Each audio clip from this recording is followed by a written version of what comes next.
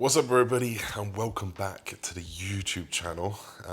This is my dad, and we're gonna do a Q&A. We've not done much content together before, as you guys wouldn't have seen on the channel.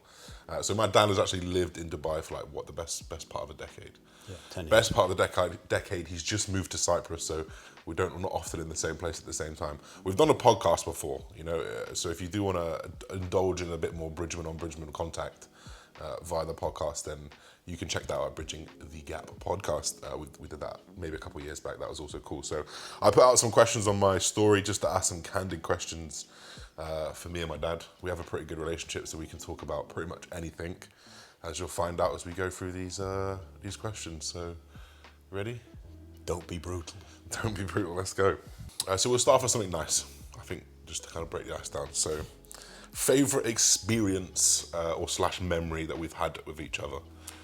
So you can, or shall I go? I mean, for me, We've got so many, that's the thing. too many. I think being the first people in Barcelona when Liverpool went to play, going to the Champions League final in Athens, We've done twice, Champions League teaching finals. him to spit on a ski lift.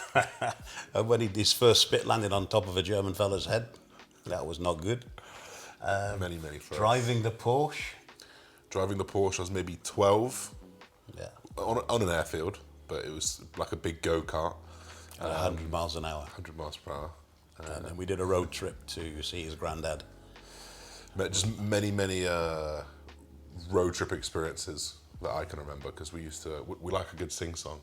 Road to Mandalay. Road to Mandalay, Robbie Williams, that's Robster. That's mine and my dad's jam. So I got many memories of us just screaming, ba-da-da-da-da-da.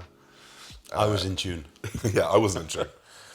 So experiences, too many to list, but some incredible ones that we just mentioned there. How did your dad feel about bodybuilding when I first got in versus now? So obviously when I first got in, there probably wasn't I wasn't getting anything out. I wasn't getting anything out of it. It was just like I stand on a stage in my pair of pants and whatnot. But the vision was there.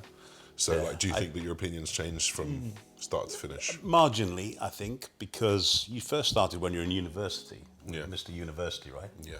And you won it. So I knew that once you'd won something, you'd take a hold of it and run with it. I wish you'd have done the football, and then you'd been that, and then you did the rugby, then you'd been that. But I knew that once you'd got your teeth into a project like bodybuilding, you'd do okay. And you've not done too badly. It's easy to say now. Yeah, easy to say now. Based off that same conversation, so obviously I'm pretty open about my steroid use. And I was talking to him before, and I was trying to pinpoint when we had that conversation of Dad, might go on gear. I couldn't recollect it, but you can recollect the story. So I recollect it perfectly well, because the only reason that Josh told me is because that night he was going to release his YouTube video saying that he was on steroids. And I remember taking a call, and he had a conversation about he may go to the dark side, and I'm, no, you're not going to do that.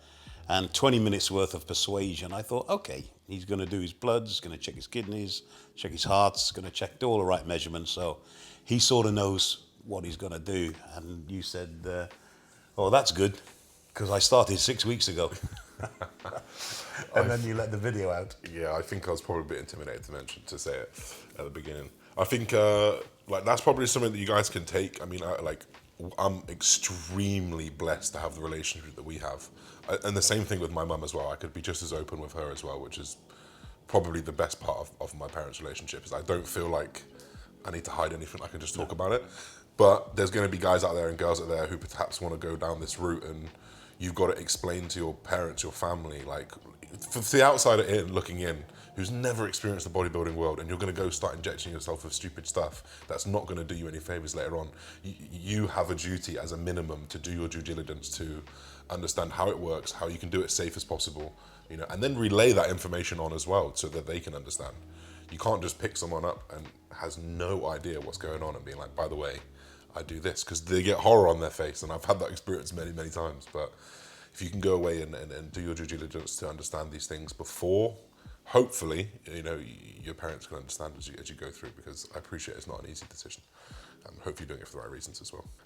How different do you think Josh would have turned out if my parents had stayed together, if your parents had stayed together. That's such a what if question. Wow. Poof. Truthfully, I think it's something that defines you as a person. I think if he'd have stuck together, if we would have been together, then we'd have probably been talking to Josh with one voice, rather than as we are now, two voices and two very different voices. Yeah, that's true. Because we both add value to him, but in two different ways. Whereas I can sit and talk and rationalise and think about things and then come back to him with an answer. His mum's pushes and drives him. So I think if we'd have been together, he would probably have been in the same situation. But I think apart, we offer a lot more to that to him. To that, Dan. And I agree. You know, sometimes in families when you're younger, you say like, you ask your mum, she says no. You ask your dad, and you know, what did mum say? She said no. Okay, it's no. But like, obviously, we don't have that dynamic anymore. Like, no, like if one says no, it doesn't make a difference anymore. So having those different opinions with someone who you can 100% trust as well. Do you remember Amsterdam? Yeah. What? He asked if he rang me one day and said, "Can I go to Amsterdam?" And that's a very strange question to ask me. He wants to go to Amsterdam with the boys, so I just did exactly what he said, and I said, "So what did your mum say?" And he said, "Your mum said ask your dad." I said, "No, she didn't, did she?" Your mum said no. He said, "No, that's right." I said, "Well, no, then you can't go." And that was it. So that was in the November, December, in the Easter. I came home from Dubai, and Josh had forgotten that we'd shared an iTunes account. So I came to see him in Loughborough, right? Yeah. And as I walked into his you got Wi-Fi. hole of a room, I got the Wi-Fi, and all these pictures come flooding down. And I said to him, "Oh, it's such a shame you never got to go to Amsterdam." He said, "Yeah, but you know." And I showed him the photographs on my phone, and there was him with the great big spliff in a coffee shop in Amsterdam. So his mum said no, and his dad said no, but he still went. He caught red-handed. If that was mum, it would have been a different story. But that was. He said when I got in the car, he goes, "Oh, yeah, it's a shame about you couldn't go to Amsterdam, isn't it?" I was like, "Yeah, can't believe it. So gutted." And he just turns around and shows me the photo, and I'm just like, "Ah, fuck." Caught red-handed because I was at university, so I could disappear for 3 days and just say that I'm at home, you know, to my parents. So it didn't make a difference because I wasn't at home. So yeah, off that story, that's funny. So a lot of people ask me, where do I see myself in 10 years? Which is, it's a hard question as it is, but the question here is, where does your dad see you in 10 years? I think 10 years is such a long time to scope out. 28, you've been nearly 30. Yeah, so I'll be nearly 40. Nearly 40. I don't know. I mean, you've done so well so far. I don't know, where does this industry take you? I mean, you're taking different steps. I don't know, tough one. I like to think it's going to be top of the game. I think you'll have been top of the game, and some. I think maybe you'll have been top of the game and coming down then, and looking at other parts of the industry to. Yeah, that's what I was going to say. Help and support. I feel like 5 years, the game is I'm at the top, and obviously, like, I mean, in terms of competing and whatnot, like, I'll take a step back. But like he said, maybe there's another business venture. Maybe there's something else that I've got. Maybe it's something completely different now that I've got the money to facilitate to move that into that. Or like, I don't know where it'll be. Like 10 years is a long time, but the top would have been reached is what I'd like to say. Yeah. You're on your way out. Kick out the door.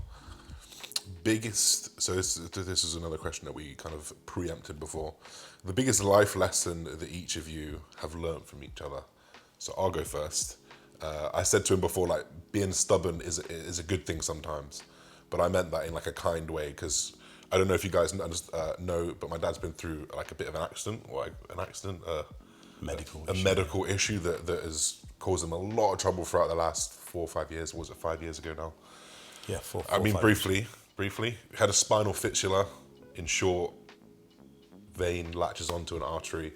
The blood pressure of an artery is much more than the vein. Blows up and just blew in his lower back. So nerves, struggles to walk and things. So like seeing, and this is probably open up a little bit. Seeing like the dad, the man, the guy that you look up to, be like reduced to not being able to move in a bed. Like it's pretty hard to watch. Sorry that I've got to talk about this right now. You took videos of it. Yeah, it's hard, but like to see your dad do that, it's like it's hard to see that. But I don't think that your attitude reflected the seriousness of the situation.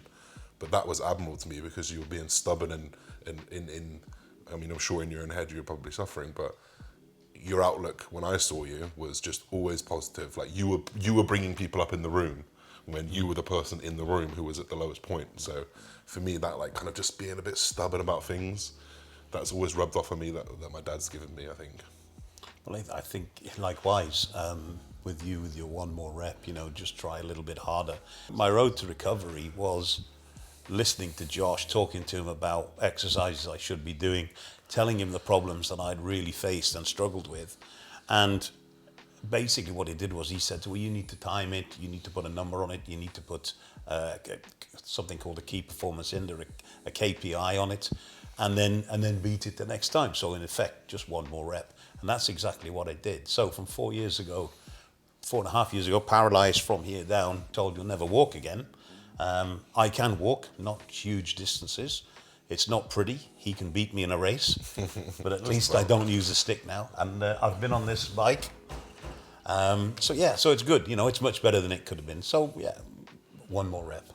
Yes. Does he or has he ever lifted? When your dad goes, I used to look like that. No, you fucking didn't. Yes, I did. Well, not like that. Not like that. There is actually. I did used to lift, and I used to lift with a guy called Taranjit Singh.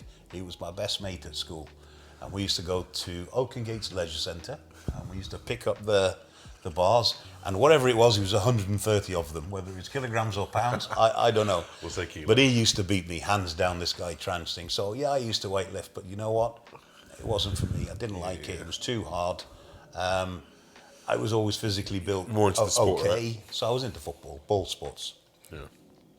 So no's the answer. Yeah. As Josh was growing up, was there anything that you wanted him to do that he wasn't doing now? So basically, like, did you have a... Josh has never grown up. I still here. No, because I wanted him to just be a professional footballer because he had the opportunity. Then I wanted him to be... the potential. He definitely had the potential. Left-footed, really skinny, really fast. And then the rugby, and now bodybuilding. So, no, he's too stubborn to push down any route. You have to rationalise and reason with him and not tell him anything. You have to say, have you thought about this? Have you considered this? I have to choose my words very carefully that's true. because he knows the buttons to press for me and I know the buttons to press for him. So we both tread lightly around each other so that we don't come to conflict because he will win. I'm very much like, you tell me to do something, I'm like, no, like I want to make the choice. Even if it's the choice that I want to make, I will probably not make that choice because I've been told to do it. What do you think about your son smoking cannabis? Have you ever done it together? So cannabis, marijuana, those of you guys know that I'm impartial to the odd joint here and there. So what's the question? What's your opinion on it? What's your opinion on it, and then what's your opinion on me doing it? My opinion has changed. I've done a 180-degree turnaround. I was against it purely because I was ignorant of the fact. I thought you smoked cannabis with tobacco. And I'm really against tobacco. Both my parents But died a lot of people will and still will do that. Okay. Well, I didn't know. Both my parents died of cancer, so smoking. So I was totally against smoking. But since I've seen it in action, and yes, I have tried it, and yes, we have had a joint together, and it actually, as a medical aid, it helps me a lot, big time. It helps me to move my legs. It helps me to relax the muscles in the body, which helps me to walk. So, do I like it? Indifferent. Indifferent, yeah. So there's a question here. It's basically just asking how you are and what's the last. Because people have impartially followed your journey, as we put it like a little bit out there. Yeah. So like, are you at the top, at the bottom? Are you getting better? Are you getting worse? Okay, at the moment, what I'm trying to do is two different things. I take medication through a an implant Like into a my spine. pump, spine pump. It's called a baclofen pump, and it pushes medicine into my spine, which drips into the spine, which allows my muscles to be tricked into opening and come walking. Like being so elastic. I can walk. Is this like spasticity, right? Yeah, spasticity, yeah. So So otherwise just I'd be like relaxes. spastic in a wheelchair and I wouldn't be able to move. So that's what it tricks the brain. So what I'm trying to do is reduce that medication and walk naturally. So that's where the one more rep stubbornness comes in, because it's really painful. But I'm winning, I'm walking, and I'm not using a walking stick that much at the moment. So I'm good, thank you. Thanks for asking. That's the key thing. How much does your dad know about your party/drug experiences? So like I said earlier, like I kind of just Hello. I kind of just say it how it is. There's probably things that I've not like brought up, not for any particular reason, because like there's not been a moment to say it. But we're pretty open. Like I'm never that person to just. I'm never that person to take it too far. I'm so conscious of what I'm doing. I drug test everything. I don't take risks. I don't really take risks. I don't even like going on roller coasters. That's probably your fault. But I don't like taking risks that I don't know the calculation of, right? So okay, yes, you inject yourself with steroids. Yes, you take the odd bit here, but I know that, and I've had it tested, and I'm doing it, and I'm administering it, and I'm monitoring this, and this. So I'm never that one to just go crazy. So I've got no issues with just talking about that type of stuff. I think as well, if I ask him, have you taken this, have you tried that, he's always answered yes or no. Whichever always the answer is, answered but he yes. doesn't necessarily offer it up to me. Hey, Dad, look what I did last night. Okay.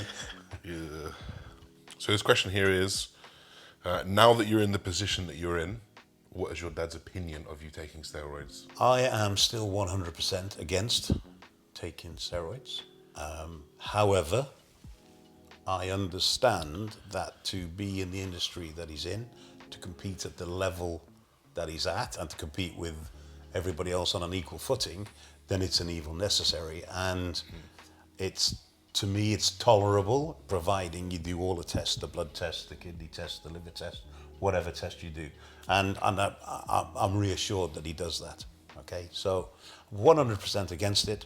However, it's who he is, it's what he is at this minute in time. So I feel like when it's your child, you can see why there'd be an abrasion to being like, yeah, go on, take steroids, it's fine. Like, of course, it's your child, you made that. You don't want them to do things that harm them. And I actually think with mum, like I talked to mum. We were in what's that place in Italy? Venice. What's that place in Italy? I've never heard of it. We were in Venice, right? We were sat down, nice osteria, and I mentioned it. She goes, you know what? No regrets. Do it. And like, I'm sure that mindset is probably the same with you. But as I've gone through it and I've had the health issues, I think that her opinion was like, yeah, okay, you can do it. Like, I don't really mind, because she was ignorant to probably ignorant to what the side effects were. But now I've been through it, she's probably a little bit more like, I'm probably not for you doing it, because I understand the issues that you do yourself. But like Dad said, like I support you and realize it's the dream and an evil necessary. I think that's the best way to put it. It's an evil necessary, because it's not doing you any good, but it's doing you good. It's a bit of a yin and yang kind of thing. So, no, I understand that. But we'll leave that there. Cheers. Nice Appreciate you for kicking Nice. in. Like, these are some raw, honest, candid questions with me and my dad. So don't forget to like, comment, subscribe, guys. We'll see you very soon. Peace. Bye-bye. Bye.